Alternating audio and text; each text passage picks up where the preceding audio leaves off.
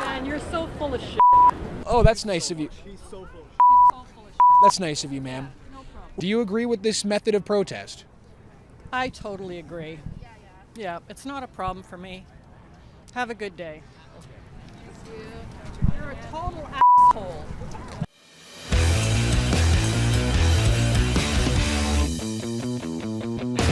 So all throughout this occupied territory here, along this blue border wall, I'm pretty sure the people inside here hate the concept of a border wall, but they love this one right here. It just so happens to be blue and helping their cause. That you will find these letters from the University of Toronto outlining what makes this protest illegal, what makes this protest against the rules here.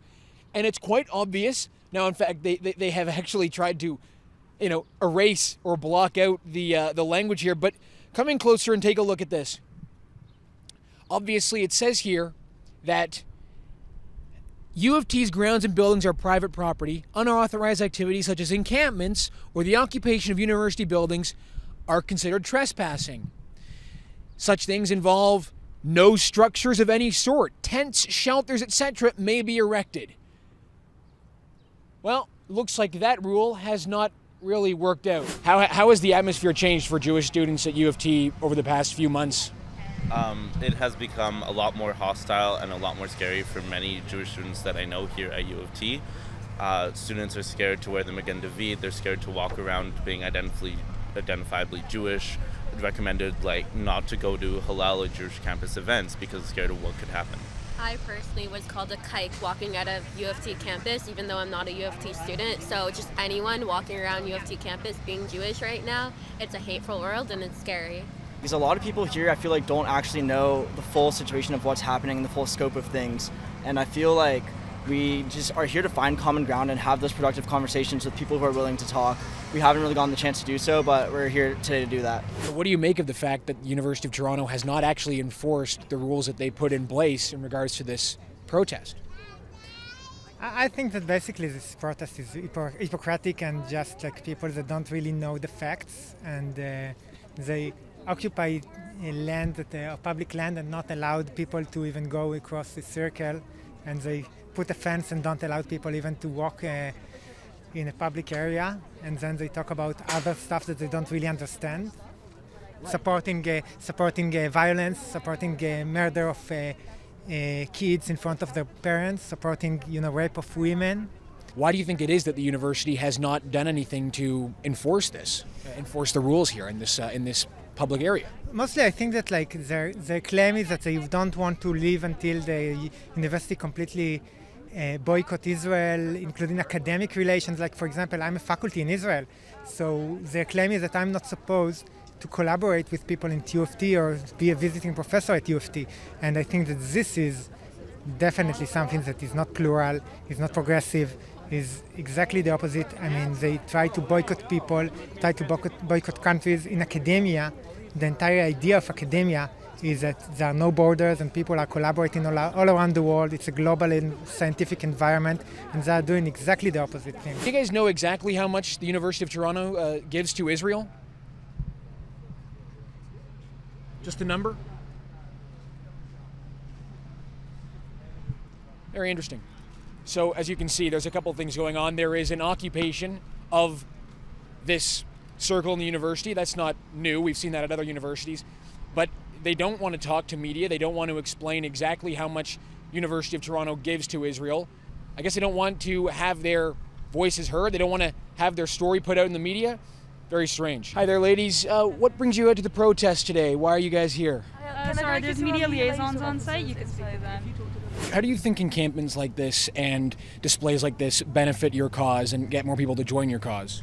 Yeah, that's a really good question. So as we know, student organizers have played a really critical role in social movements for decades. And like I mentioned with South African apartheid, they played a really critical role in getting universities to divest. And so we've been seeing, I think last I heard there was 120 encampments at the universities across the US. I know there's one at the University of British Columbia, one at McGill happening right now.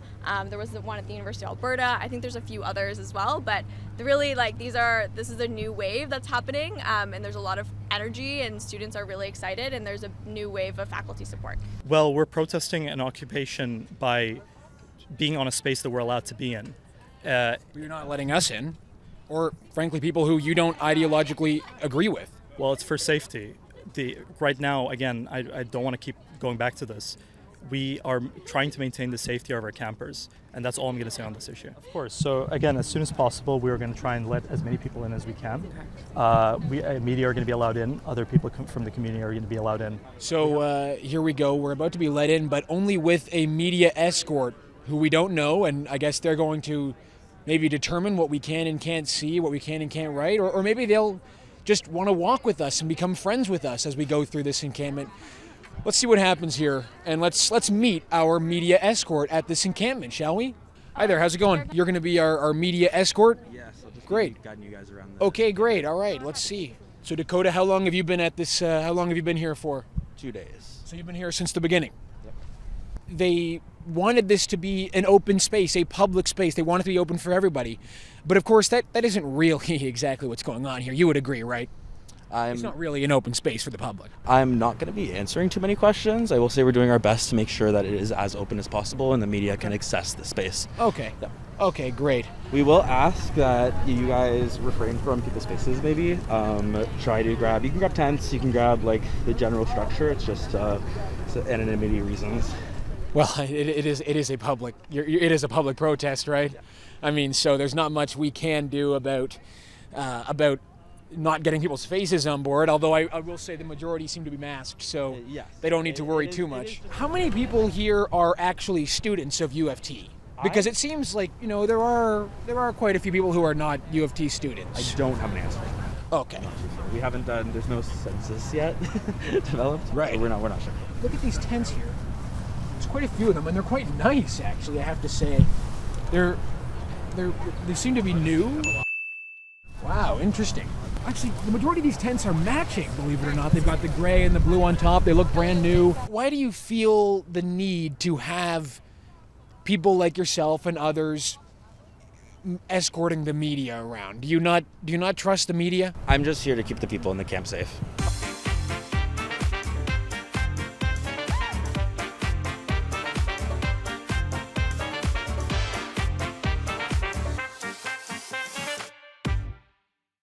All right, well, it's Harrison Faulkner reporting for True North here at the University of Toronto in King's College Circle.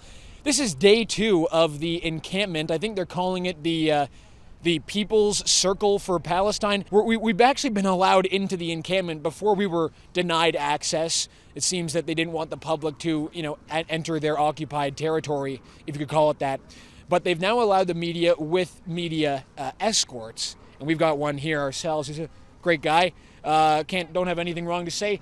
Now, another couple of important things to point out here. There's quite a lot of food donations, quite a lot of, Tim Hortons, Timbits, coffee, and all that. I want to just point out this sign here. We're not taking food donations. Well, that's interesting because we've actually seen several people walking into the encampment, walking into the occupation with food. So clearly they are taking food donations. A few moments later. We've just got some people in the shot here are doing some alterations to their signs. Actually, they're trying to take off an FCK Hamas sticker. They wouldn't want criticism of Hamas, would they, at this encampment, I guess. Anyway, what's interesting, of course, is that the people at this protest, the media liaisons who have spoken to the press here, have tried to say that they wish the perimeter never existed, that they want this to be open to the public. They want people to be able to come and go and to basically do what they're doing now exactly as it would have been prior to the university setting up this blue perimeter fence. We don't want to have a fence. The whole idea we had before was that we wanted this to be an open space for community. We're not out here. So then why not let people in whenever people want to go in? Well, you're not doing that. Well, currently, it's for people's privacy. People have personal property there, especially when there's large numbers, when there are agitators. We are worried for people's safety and security.